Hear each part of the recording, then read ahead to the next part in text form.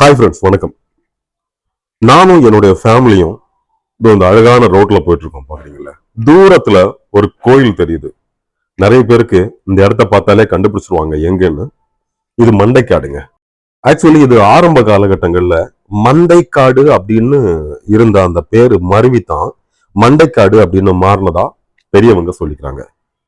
சுமார் 15 அடி உயரம் வரைக்கும் வளர்ந்து அப்படி மேற்கூரைய முட்டிக்கிட்டு நிக்கிற பகவதி அம்மன் தான் இந்த கோயிலுடைய சிறப்பு. பெண்கள் 41 நாள் விரதம் இருந்து இருமுடி கட்டி இந்த கோயிலுக்கு வர்றதுனால பெண்களின் சபரிமலை அப்படின்னும் இந்த கோயில் அழைக்கப்படுதுங்க. அப்படி வரக்கூடிய பெண்கள் பொங்காலை இட்டு அம்மனுக்கு படைக்கிறது வழக்கங்க. மங்களங்கள் பொங்க சேர தேவிக்கு பெண்கள் இந்த பொங்காலை பொங்கி வரும் நேரத்துல குலவை சத்தம் போட்டு நன்றி கடன் செலுத்துறது ரொம்பவே சிறப்பு. Thank you so மச்ங்க.